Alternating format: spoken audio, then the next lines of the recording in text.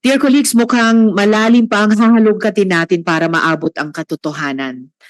At Guo Huaping, alias Alice Guo, kahit anong subok mo, hindi mo mapapaikot ang Senado. I'm sure even if you're talking to your attorney, you can overhear me. Di ako naniniwala na walang Pilipinong tumulong para makalabas kayo sa Pilipinas. Di ako naniniwala na walang opisyales ng gobyerno na tumulong sa inyo. I remind the resource persons and the body na ang right against self-incrimination ay hindi isang mahiwagang anting-anting para makaiwas sa napakasimpleng mga tanong ng Senado. Guo Huaping, wag mo na kaming tuluyang insultuhin.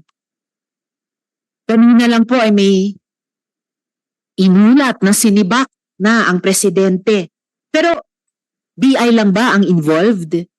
At sino-sino exactly sa BI?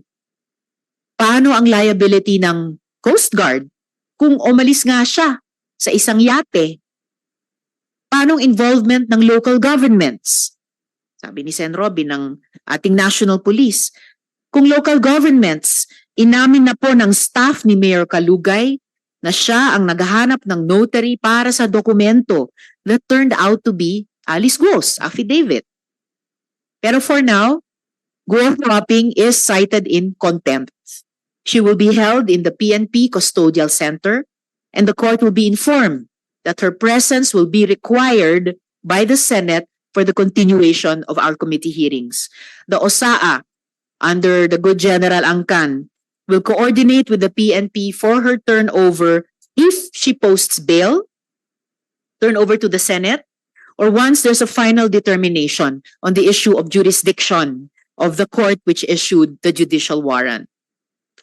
Hanggang di ka magsabi ng buong totoo, Guo Huaping, your contempt citation stands.